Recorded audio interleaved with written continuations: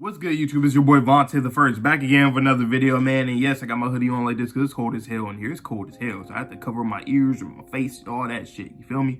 But last chapter was fire. The last, I don't know, maybe 8-7 chapters has been crazy fire. Really good. We're learning new stuff, different point of views from Mikey. Now we're at Shinchido. Last chapter, Shinchido ended up finding a homeless man. Homeless man told him, hey, if you want to get this power, you just got to kill the person in front of you. He said, oh, really? Bet. And he killed the homeless man, and he thought he was going to get the powers, but he didn't get the powers, and then he started going even more crazier, like, damn, I just killed this man. What the fuck? I mean, hey, he was grasping at straws. He was trying to do anything to, get something, you feel me? Trying to see if he could get the powers and whatnot. It was crazy for him to kill him, but, I mean, he eventually did get the powers, but it's just interesting that, you know, that it is really interesting that, that happened in that kind of way, you feel me? So, he ends up getting depressed. He ends up trying to jump off of a bridge, and then Sanzu pulled up, like, hey, yo, Shinchido, come, what are you doing? And then Shinchido, he jumped off the bridge, and then he was instantly transported, similarly to Takemichi in episode 1, chapter 1. He went back to the incident that Mikey got into the vegetative state in the first place. You know, when he was playing with the toy airplane, he came back to that exact moment. That's what it seems like he did, because we seen little Mikey playing with the airplane at that time. So it's interesting how that happened. I wonder if Sanzu was a trigger at this point, because you need a trigger in order to do that. So I guess Sanzu has to be the trigger. I think it's confirmed that he was, but they didn't make direct contact, unless we just didn't get to see the part where Sanzu was like at the bottom of the, I don't know. I don't know, but who knows? Maybe he did when he was on the ground. He went up to him, which would make sense. You know, after you jump off a bridge, I don't think he wouldn't go to Shinchido and see if he was okay and stuff like that. So that's really interesting. I'm excited to get to his next chapter. But before we do that, I'm going to let you guys know right now in my description, I'm also going to put it as a pinned comment on this video. I finally created a Discord. So for all the people that's been watching me for a while and wanted to contact me and talk to other people, you know, I finally made a community. I finally made a Discord. So join down below in the description or the comments. I'm gonna say this in a lot of videos for the next few weeks and stuff. But so yeah, join the Discord and tell me where you came from, who are you on YouTube, so I can know exactly from usernames, just in case your username is different from on Discord and on YouTube. But yeah, let me know down below, and hopefully guys you like the Discord. But now let's get into this chapter, man. Chapter 272 of Tokyo Revengers. Let's get into it. All right. Shinshido's arc continues. This time, Mikey is back in front of him. Move, move, move. Anjudo. Yep. Or hoop. Over again. Okay. He got kicked in the face. A dream. I am so confused right now. What is going on? What do you mean a dream? So he didn't get transported back to the past. Interesting. Okay. That changes a whole bunch of shit I was thinking about. I was trying to speculate, okay, interesting. Aren't I supposed to be dead after jumping into that river? Everything all right over there? You got jumped on. Hey, you woke up, Shin? You woke Shin up, Takeyomi? Okay, so we see Takeyomi again. We haven't seen him in a minute, you feel me? July 30th, 1997. The same date, but 4 years ago. You usually would have avoided that, you idiot, Mikey. Apologize to him. But come on, God, don't cry, Shinchido. What? Did it hurt that much? Interesting. So,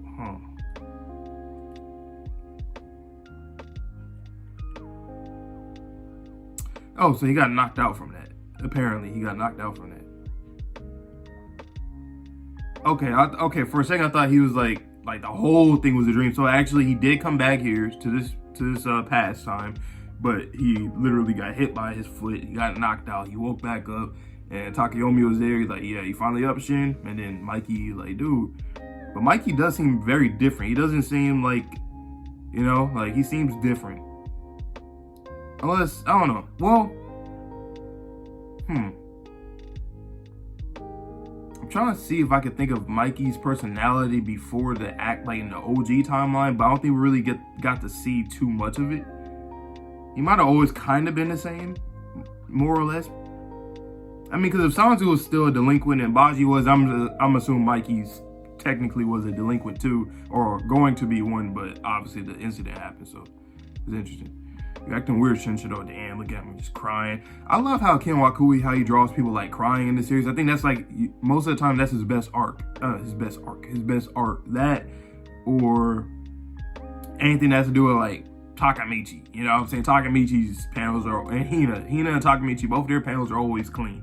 Always. So it wasn't a dream, huh? Manjiro, do you want to start riding bikes? This ain't a dream. I'm suddenly living the exact same day 4 years ago when I should have been dead. You're doing great. Really did leap through time. Therefore, I must fix this life. This is so much fun. Since this isn't a dream, this time I'll protect Manjiro. And like, what happened? Like, how did he, because technically he did protect him, but at the same time, a lot of like bad shit happened as well. You feel me?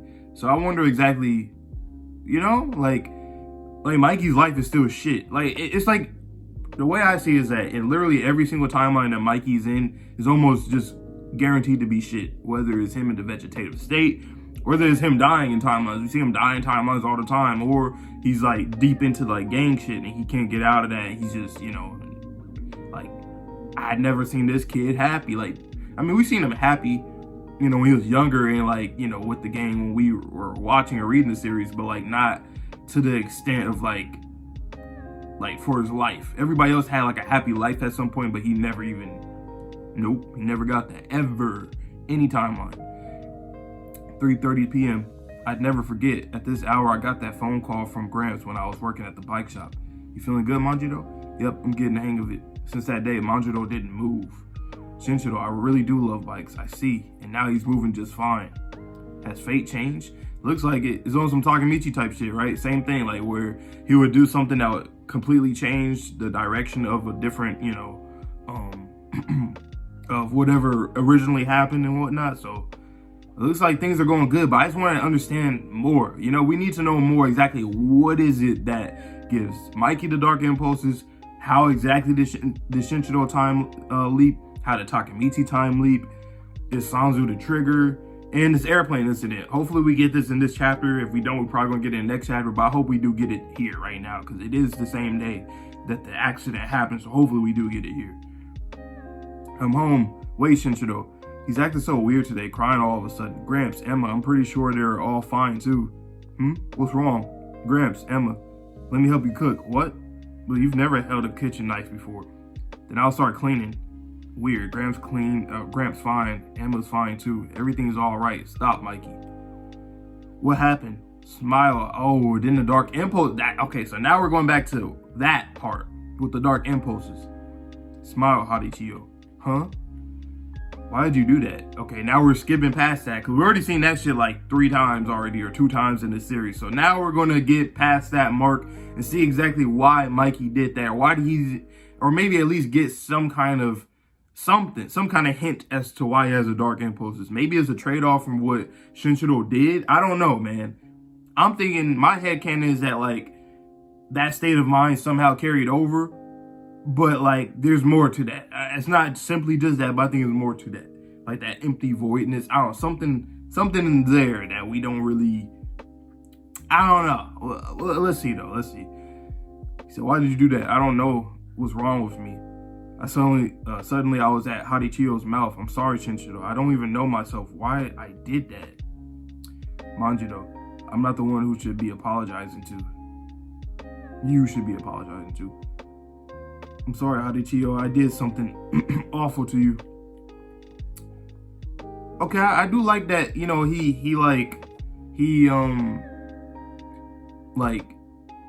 had the dark impulses. It's not like he was just still on demon timing where he was just like, yeah, I did, you know, like, I like that he doesn't know why he did that, and he actually apologizes to him, like, dude, I don't know what the fuck, like, I do like that it's still not his fault, because I don't want it to be Mikey's fault, because the way that chapter had initially came out, when everybody was reacting to it, and it was like, oh my god, what the fuck, like, I don't not like Mikey no more, because, like, why would he do that? Is Wakui just trying to make him edgy? Like, we didn't like that, but now that we have more context, and now that we're seeing it once again, and seeing that Mikey also still felt like what the, I don't even know what the fuck happened.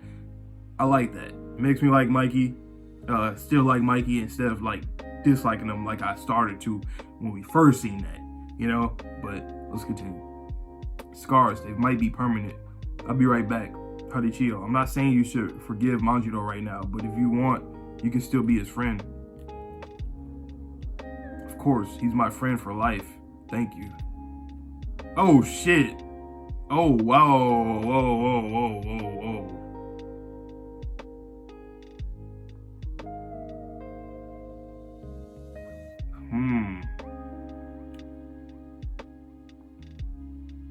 So yeah, he is the trigger. So that's how the trigger. I thought the trigger started like maybe when he jumped off the bridge and then like Sanzu went up to him and like touched him or something.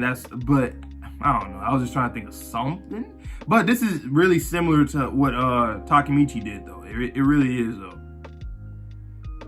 Yeah, it's the same thing. It's basically the same thing. He was talking to the kid about somebody else, Mikey, Hina, that kind of thing. And then boom. It looks like he went back to the future, but what future is this? She's in a bike shop, huh? Where am I? 2003, present day. Did I return to the present day? Where's Manjiro? If this is the present day, then what happened to Manjiro? Hey, Shinshiro, I busted my hawk. Can you fix it? Yep, and now he gets confirmation day. My little bro gets to live another, 4 years, right? Another 4 years. He always wanted to see it, a grown-up and healthy Mikey. But this is interesting because we know that Shinshiro is supposed to die relatively soon. Because this is in 2003. He has the bike shop. Wait a minute. Okay, never mind. That's his old bike, right? That's his Hawk. I was about to say, is that his bike? I was about to say, how the fuck? Never mind. So he's thinking about fixing it, right? Boom. He's in the bike shop. Thinks about, damn, man, that makes it so sad. Like, I know they showed it a little bit in Mikey's point of view when we got to that point where Shinshiro died or got killed by Kazutora. We seen like how happy he was, and now I remember saying in that chapter reaction, a few chapters ago, I said that like that reinforces a lot of things that makes it even sadder because of how happy he was. But now somehow, some way, it made it even more sadder because now we're seeing everything that he tried to do to fix this timeline for Mikey, and then he gets killed. So it's like, then that makes me wonder, like, how exactly did when Takemichi became a time leaper, was it like something that like he was just destined to do, or was it just a coincidence that somebody else that became a time leaper just like Shinshiro ended up saving somebody that Shinshiro as a time leaper was trying to save as well? That, I don't know, man. I really don't know exactly how this is going on. But that boy Takemichi's a savior though. He seems like he's a savior for real. So, man, this is interesting, man. I just can't wait. Every single chapter we in, I'm like, damn, I just want to read more because I'm like, you know, like Sanzu becoming a trigger. Okay, so since we know that he's a trigger, that would mean that by this time in 2003. If Shinshiro did go back to 99, well, I don't think he needs to go back to 99 at this point, right? I think, like, is this Sanzu trigger thing just a one-time thing for now? But then again, we've seen that he knew about, like, when Takemichi, like, he was like, is he a time leaper too? So he has to be well seasoned with time leaping, or at least being the trigger and seeing it. So he must have done it a few more times, but I'm just not exactly sure. Because I don't think he just would have known it initially with that handshake. Like, he has to have done it like more times than that. So, I don't know, man. But, that Dark Impulses, man, we need to get a really good explanation. And like I said, my only headcanon, right, is that this is almost like voodoo, or like it's like a very taboo thing to do. Time leaping is a very taboo thing to do. And I feel that, like, because since Shinshiro, he directly wanted to save his little brother's life, like that was his only goal into time traveling, that maybe him killing the homeless guy, taking the time leaping ability, there might be like some kind of trade-off, like, you know, like a contract with the devil type of thing, you feel me? Where basically, okay, we'll give you this time leaping ability, you're gonna go back and do what you gotta do for him because that's your direct plan, right? That's what your brain is focused on. However, there's gonna be a catch to it. we're gonna make this motherfucking kid crazy, because like something different, like it has to be some kind of trade-off, I feel like, right? It's almost like it's a curse, like, okay, you did this, but boom. Either it's just something like that, or I think it's something that has to do with like just like alternate timelines and stuff carrying over. But I don't know, because like exactly where the dark impulses just come from. I kept saying that maybe it was like because he was in a vegetative state, that somehow that like carried over to his brain, his consciousness is here, and it like aggravated him. I don't know, but I really don't know. I think it has to be something where it's like it was just a trade-off. But then that begs the question, like, for Takamichi's sake, right? For him to want to go back, well, he didn't kill nobody though, so I don't think, maybe that was the difference with Takamichi, that like he didn't kill anybody, so he never really got like the penalty for it, right? I guess you could say, or the consequence from it. He just died and then became a time leaper. So maybe, I don't know, man. I really don't know. Let me know down below what you guys think, because I'm still trying to think about it. I know you guys are as well, but let me know down below. And also, like I said, join the Discord server so you guys can talk to me about Tokyo Revengers. You guys talk to me there and all that. So just let me know, man. That's pretty much all I got for this video. So I hope you guys all have a great day. So please stay safe, stay healthy, stay clean. See you guys all in the next videos this week for One Piece, My Hero, and Jujutsu Kaisen. I think none of them are on break, so that's gonna be good. We'll see you guys there. Peace.